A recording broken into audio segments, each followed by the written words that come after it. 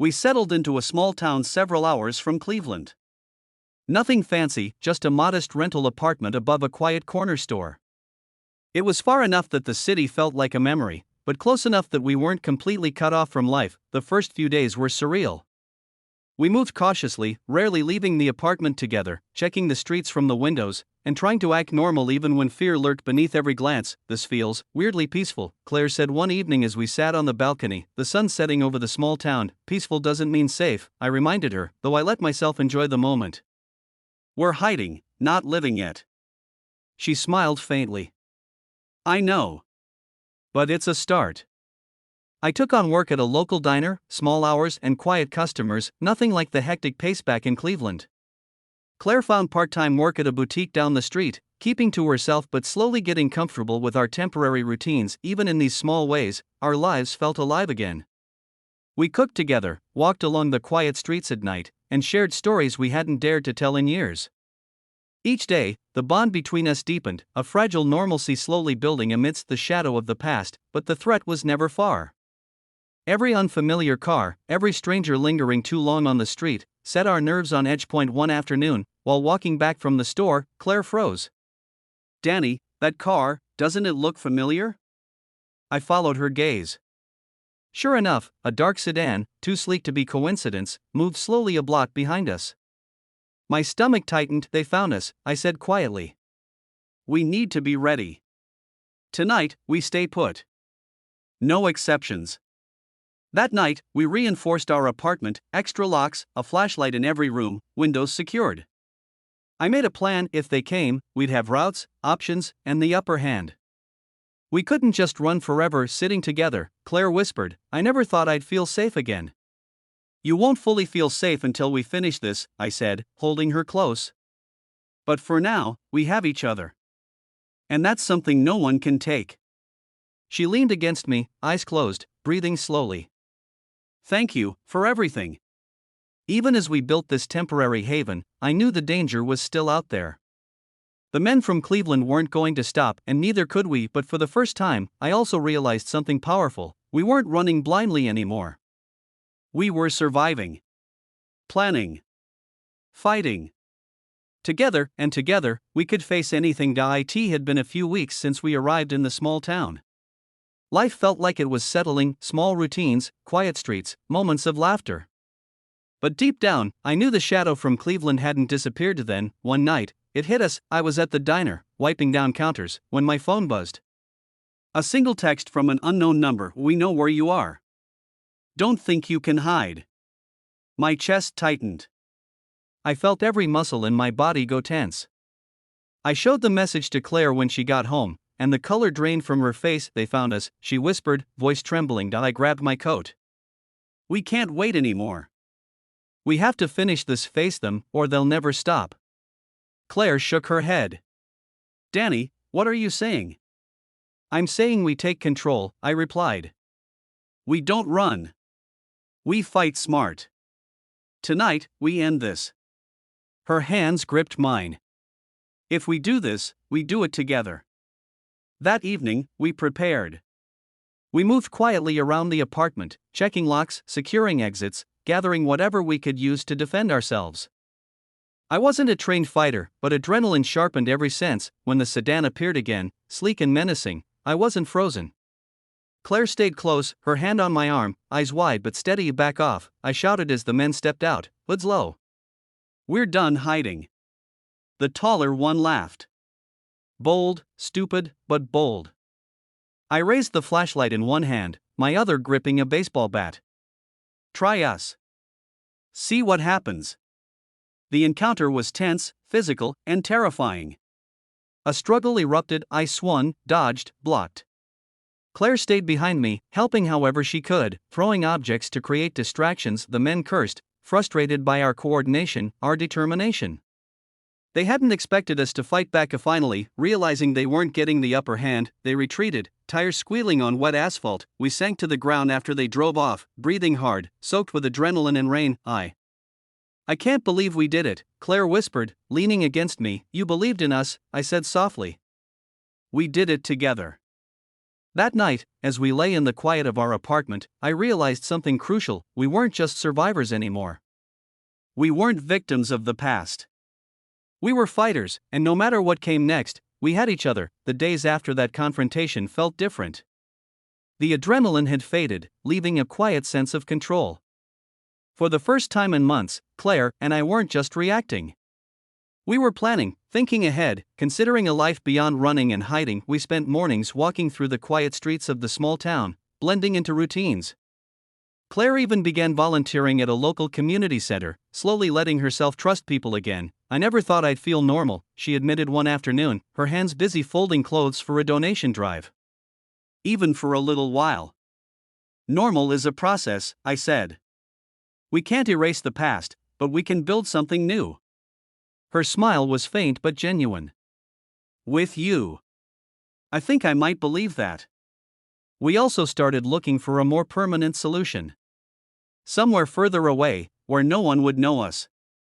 Somewhere we could live quietly, safely. I researched towns, apartments, even small rural communities. Claire helped, weighing the options, imagining a place we could call our own. The decision wasn't easy. Leaving behind everything familiar is never easy. But we had learned that safety was worth the sacrifice. By the following week, we settled on a coastal town several states away. It wasn't Cleveland. It wasn't even the quiet town we'd used as a temporary haven. But it was distant, isolated, and private, exactly what we needed. I can't believe we're doing this, Claire said the night before we left, packing the last of our belongings. We've earned it, I replied. It's time to live, not just survive. She leaned into me, resting her head on my shoulder. With you. I feel like we can. The drive to our new town was long and silent. A mix of exhaustion, relief, and cautious optimism filled the car. We kept our eyes on the road, knowing the past could never fully disappear, but trusting that our bond would see us through. Arriving at the new apartment, small but cozy, I unlocked the door and let Claire step inside first. This is it, I said, watching her eyes take in the space. Our place. Our new start. She turned to me, smiling, tears glimmering in her eyes. Our life. Together. And for the first time in what felt like forever, I believed it. That night, we sat on the balcony overlooking the ocean, the horizon glowing with the last light of sunset. The past will always be there, I said quietly. But we're not letting it control us anymore. Claire leaned her head on my shoulder. We survived. And now, we get to live. I pulled her close, feeling the weight of months of fear and uncertainty lift slightly. For the first time, our future felt like something we could actually hold on to. The first few weeks in the coastal town were surreal. The salty air, the crashing waves, and the quiet streets felt like an entirely different world compared to the tension of Cleveland and our temporary hideout. We started to build routines. Mornings at the small bakery near our apartment, afternoons walking along the beach, evenings cooking together in our tiny kitchen. For the first time in months, life felt steady, yet the shadows of the past weren't gone. One evening, while walking along the boardwalk, I noticed a black car parked suspiciously near the corner. My pulse quickened. Danny? Claire asked, sensing my tension. Nothing, I said, forcing a casual tone, though my mind raced. Probably just coincidence. But the truth was, we could never be fully sure. Even here, the men from Cleveland or others like them could appear. We took precautions anyway. Simple things, not sharing our exact location online, avoiding predictable routines, and always keeping an eye on the streets. Claire said one night as we secured the windows, I never thought I'd feel normal again. But this feels like a second chance. I know, I said softly, wrapping an arm around her. It's not perfect, and the past is still out there. But together, we can handle it. She leaned into me. I trust you. Completely. Life slowly began to feel real again. We got small jobs. I worked at a local hardware store, Claire at a small cafe. We started meeting neighbors, exchanging smiles and polite conversations. For the first time, I realized we weren't just surviving.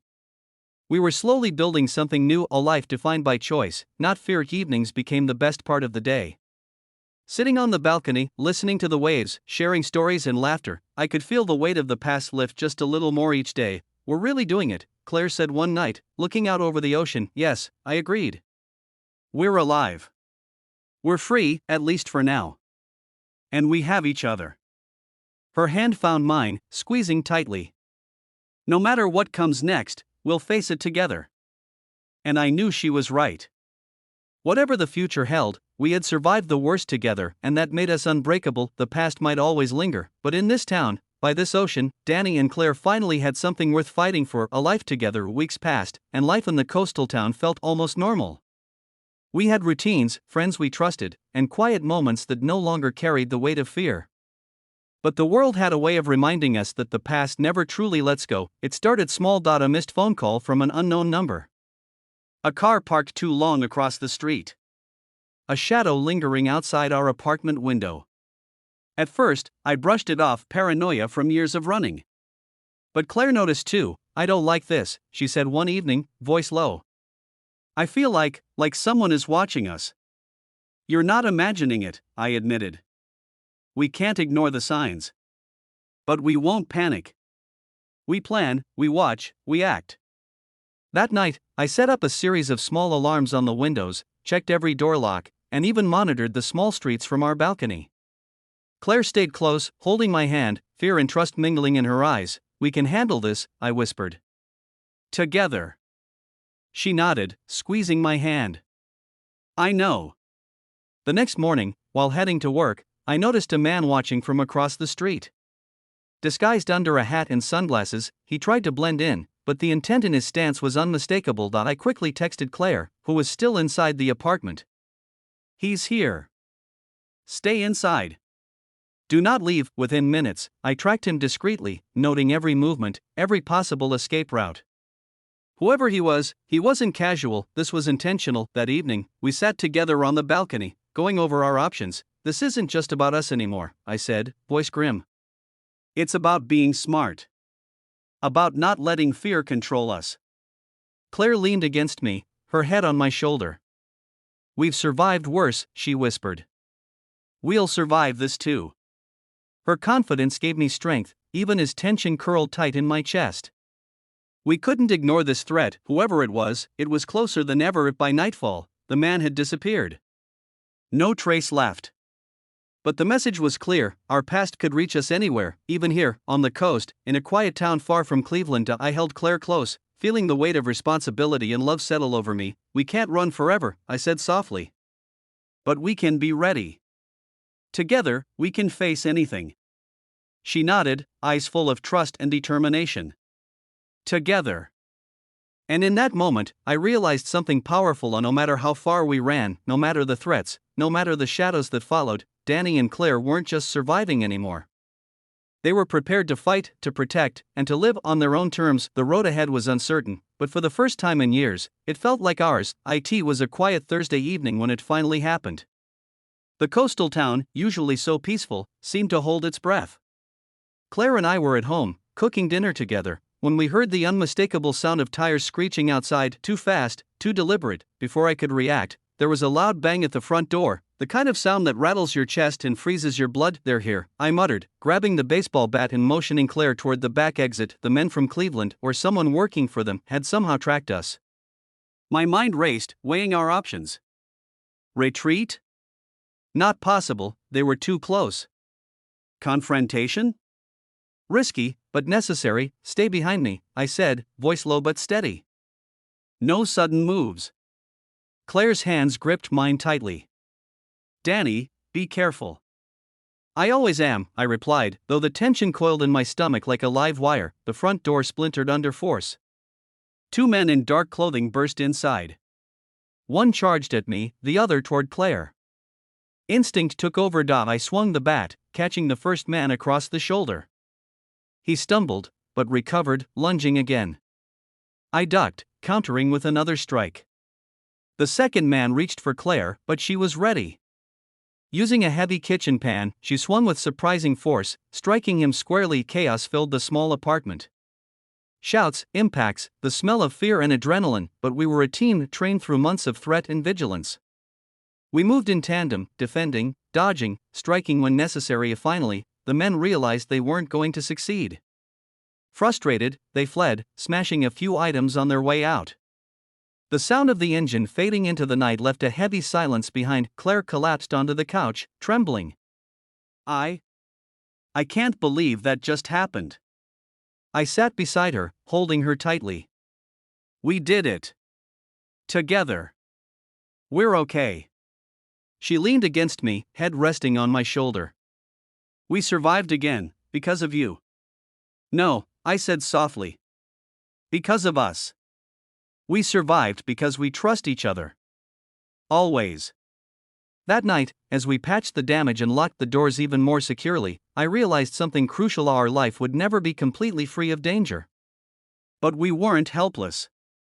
We had each other, we had skills, and most importantly, we had determination. The past could follow us, but it could not define us. Not anymore, and in that moment, I knew one thing with certainty: whatever came next, we would face it together, stronger than ever. The morning after the attack, the apartment was quiet. Broken shards of the front door littered the floor, but the real damage wasn't physical, it was the lingering tension that refused to leave. Claire sat at the kitchen table, hands wrapped around a mug of coffee, staring into nothing. We can't keep reacting, I said firmly, standing over her. They won't stop. Not unless we do something about it. She looked up, eyes tired but resolute. What are you thinking? We take control. No more hiding, no more running. We need a plan to end this permanently. Over the next few days, we researched, observed, and prepared. Every unusual movement in town, every unfamiliar car, was noted. We strengthened the apartment, learned self-defense techniques, and made a list of escape routes in case things went south, but planning wasn't enough. We needed to understand who was after us, why, and how far they were willing to go. That meant digging into the past, painful, risky, but necessary. I hate that we have to do this, Claire admitted one night, tracing patterns on a map. But I hate being scared even more. I nodded, squeezing her hand. We're doing this together. Always. And when it's over, we can finally breathe. We reached out to a trusted private investigator, someone discreet, capable, and legally bound to help us. He dug into the men from Cleveland, uncovering connections we hadn't imagined, old associates, grudges, and a network that had been quietly tracking Claire's every move. The more we learned, the clearer it became: this wasn't random. It was calculated. But knowledge gave us power. Armed with information, we set a trap.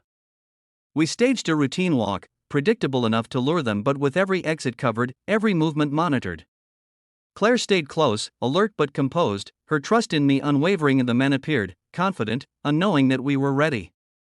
Every step they took, every approach, was anticipated.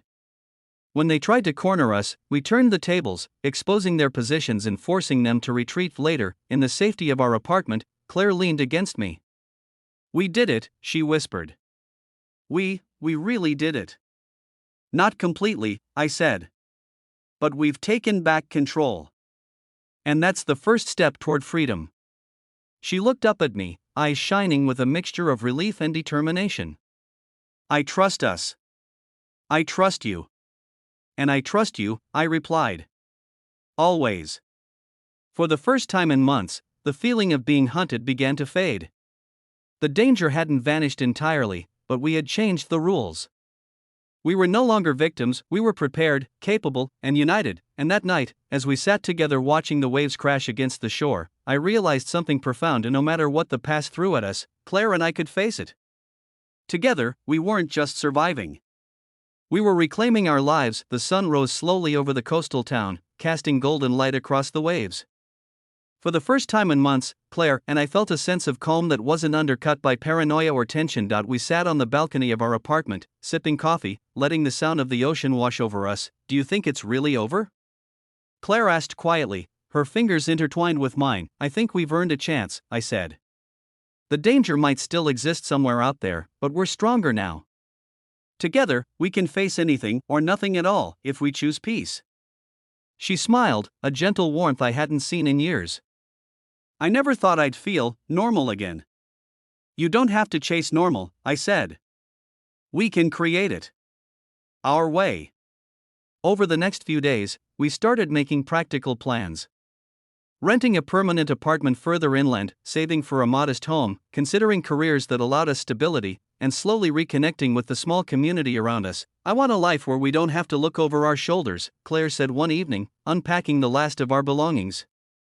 A life where we can wake up and just live. Then that's what we'll build, I promised. One step at a time. Even as we settled into routines, walks along the beach, small dinners, occasional trips into town, there was a quiet vigilance. Not fear, but awareness. Experience had taught us that safety is a combination of trust, preparation, and courage. I feel free, Claire admitted one night, leaning into me on the couch. Like we can finally breathe. And we can, I said, brushing a strand of hair from her face. Because we faced the worst together. We survived. We fought. And now, we choose life. As days turned into weeks, the town began to feel like home. We met neighbors, made small friends, and created routines that brought laughter back into our lives. The shadow of the past had faded into memory, no longer dictating our every move. Sitting on the balcony one evening, watching the sun sink into the ocean, I realized the truth. No matter how far we'd come, no matter the danger we'd faced, our lives belonged to us now. We had taken control. We had survived. And together, Claire and I were free to imagine a future built not on fear, but on hope, trust, and love. Claire turned to me, eyes reflecting the sunset. Thank you for never letting go. I smiled, holding her close. We never did. And we never will. The waves rolled endlessly before us, a reminder that life moves forward, no matter the storms behind us, and for the first time, I truly believed this was just the beginning. Life in our new town had begun to feel real. The small apartment overlooking the ocean became a sanctuary, and our days were filled with quiet routines and laughter. But deep down, I knew that the past could never fully disappear. Then came the knock. It was late evening. Claire and I were cooking dinner when a soft but deliberate knocking echoed through the apartment. My heart stopped. Danny, do you hear that? Claire whispered, her voice tight with fear. I nodded, quietly motioning for her to move to the back room. Stay there. Don't make a sound. The knock came again, more insistent. I gripped the baseball bat, my other hand on the door, prepared for anything. When I opened it cautiously, a man in a dark jacket stood there, not one of the men from Cleveland, but someone clearly connected. He held a small envelope, dropping it at my feet before turning and leaving without a word. I picked up the envelope, hands shaking slightly. Inside was a single piece of paper with a message: you win, for now. No signature. No hint of identity. Just a warning, a final acknowledgement that we had survived, adapted, and taken control. I exhaled slowly, the tension in my body finally beginning to release. I turned to Claire, who had emerged from the back room, eyes wide. They're done, I said softly. At least, they know we won't be easy to touch again. She nodded, tears glistening. We did it. We're finally free. The weeks that followed confirmed it. No more shadows, no more lurking cars.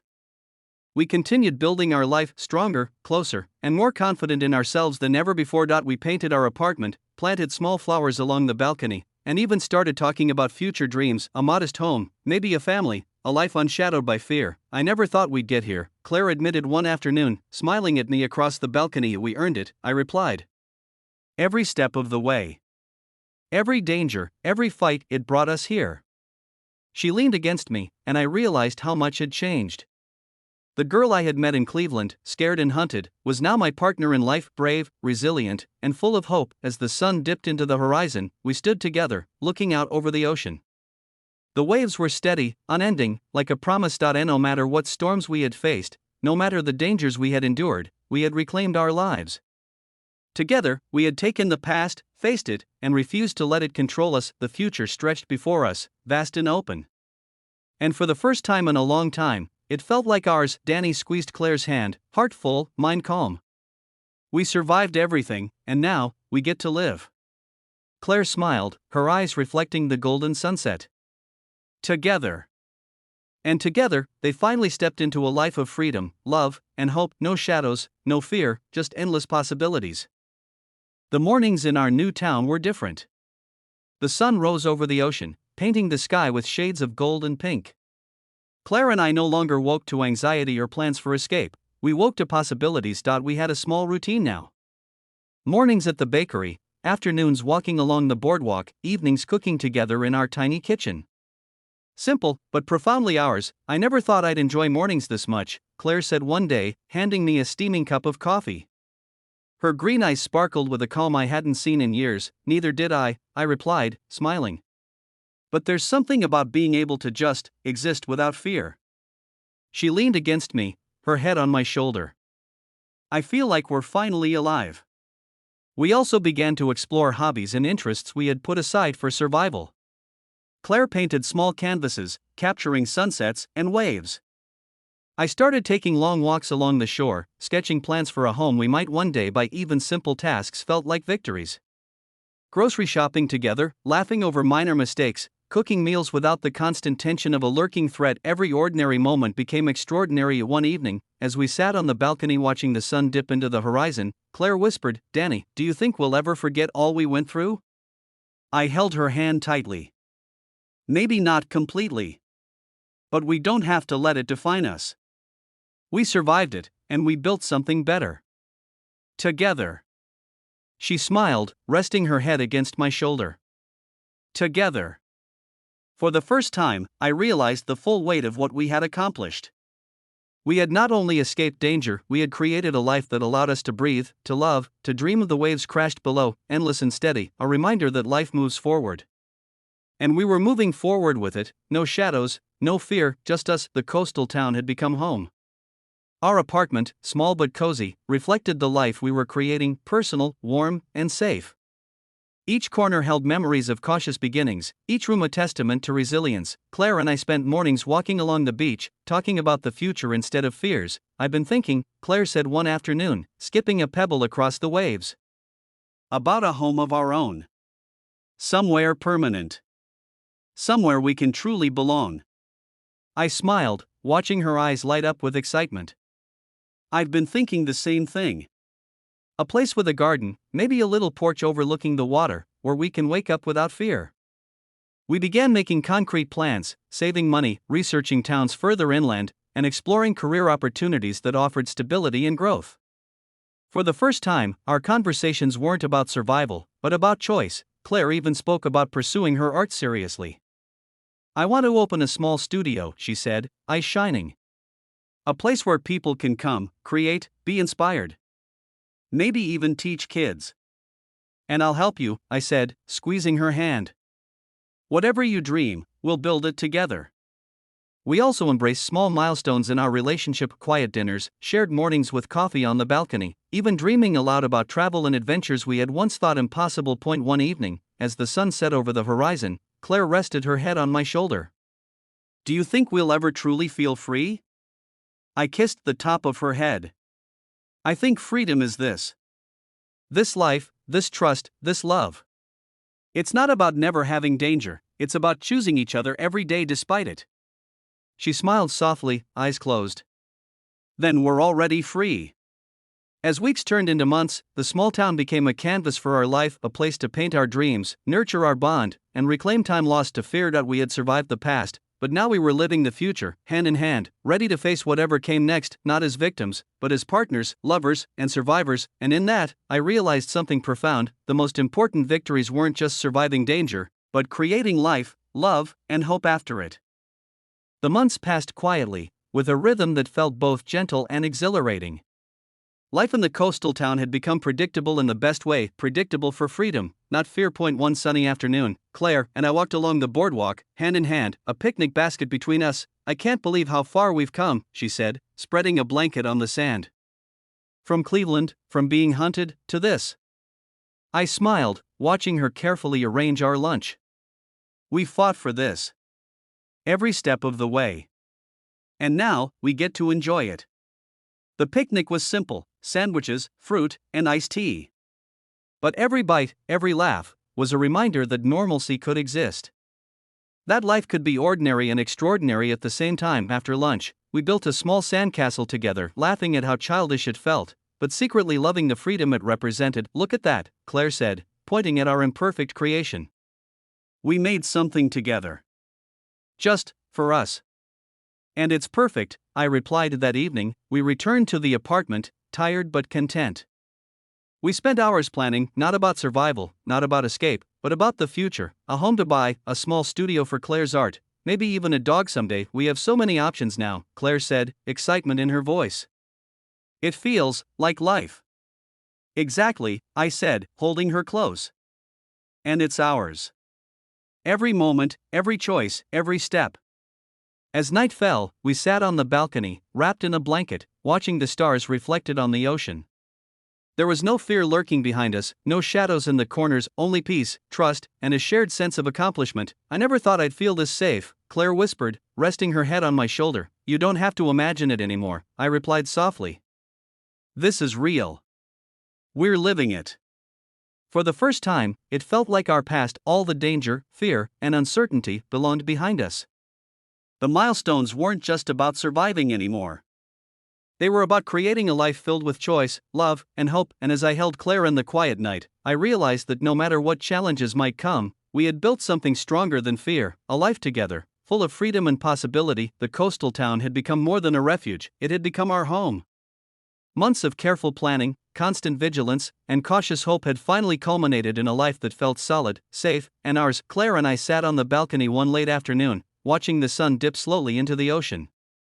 The sky burned with gold and orange hues, reflecting the warmth that had finally settled into our hearts. We've come a long way, Claire said softly, leaning her head against my shoulder. I nodded, squeezing her hand. From fear to freedom. From running to living. And it's only the beginning. She smiled, eyes glistening. I never thought we'd get here.